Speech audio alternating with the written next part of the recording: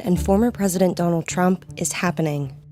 We're effectively in a general election now. That's just unprecedented in a lot of ways. There's just so many unknowns. While Biden faces obstacles like concerns about his age and declining approval ratings, Trump is juggling a set of challenges that no presidential candidates have ever confronted. Here's a look at those challenges and how Trump will try to turn them into opportunities. The 2024 election is gearing up to be a face-off between the oldest nominees in history. And it's going to be the first presidential rematch in the U.S. since 1956, when President Dwight Eisenhower faced and defeated Adlai Stevenson for the second time. The result was never in doubt. It was a landslide for the Eisenhower-Nixon ticket. We know from polling and just, talking to voters around the country that people are really kind of weary about the notion of a Trump-Biden matchup, but that's what we're going to have. It's going to be all-consuming, I think, for the American public. The race is now an endurance challenge for both candidates after Trump easily beat out his Republican rivals, including Ron DeSantis and Nikki Haley. Donald Trump's strength really shows how much of a hold he has on the party's base, the core voters. They are willing to swing with his different positions on issues that aren't always aligned with a certain feeling that's been long baked into the Republican Party.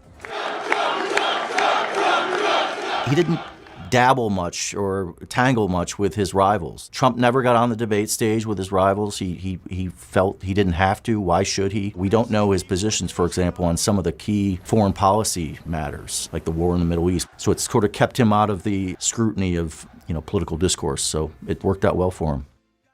Trump's 2024 started off pretty busy, from campaign events to court hearings. I'm going to have to sit here for months on a trial. And sometimes those two things lined up on back-to-back days in very different locations.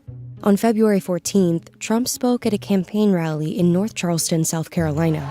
Well, thank you very much, South Carolina, and happy Valentine's Day, everybody. The next day, he was in New York for a hearing over his alleged role in a scheme to pay hush money to a porn star. I'll be here during the day and I'll be campaigning during the night. Trump has tried and has had some success so far marrying the two. Essentially, the campaign and the courtroom are the same. We've seen him when he goes to court, often speaking to reporters, making sure his voice is heard. It's election interference at the highest level. It's a disgrace. And kind of plowing ahead with his message that this is all designed to stop him politically. I stand before you today not only as your past and hopefully future president, but as a proud political dissident.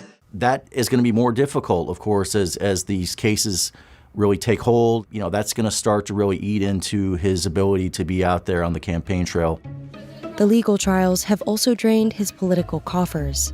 In 2023, Trump's campaign spent roughly $50 million on legal fees. And between two New York civil lawsuits plus interest, the former president was ordered to shell out more than $500 million in financial penalties. The spending for Trump on legal fees is a real open question, whether he can sustain the amount of money that he is devoting towards these cases, his lawyers, and defending himself.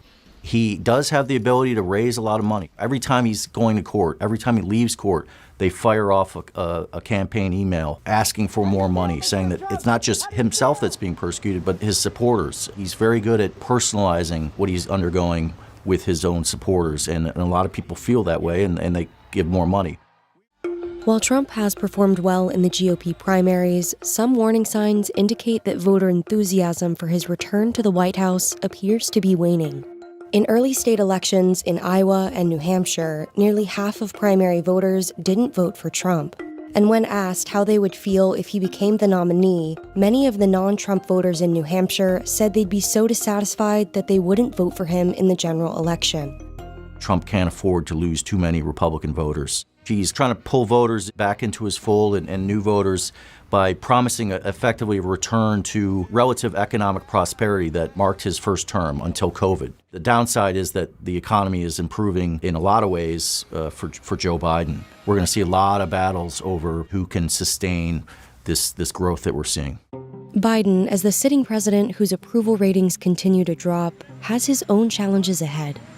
One of Biden's most striking vulnerabilities has come under intense scrutiny after a special counsel report investigating his mishandling of classified documents made several strong claims about his memory.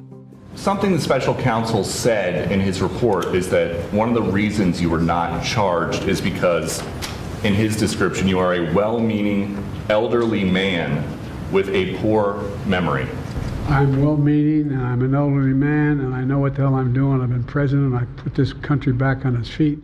Age and mental acuity is one of the big issues facing Joe Biden and his attempts to win a second term. We see it poll after poll that Americans, Democrats, Republicans, Independents, think he is too old. It's why we've seen such an aggressive attempt by the White House and Democrats to sort of frame it in different ways. I'm absolutely confident, based on his incredible record of success for the country, that he is the right person to lead the country for another 4 years.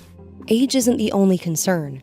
More than half of the country thinks Biden's policies during his presidency have hurt more than they've helped. The face-off between Trump and Biden will test the stamina of both candidates and the voters. Polling has shown that a majority of Americans think neither Biden nor Trump should run for president again in 2024. It's going to be a long, long slog, one that a lot of Americans just don't want to happen, but it's happening. It's going to be an unprecedented, wild ride to the finish here, and we're all going to be part of it, whether you want to or not.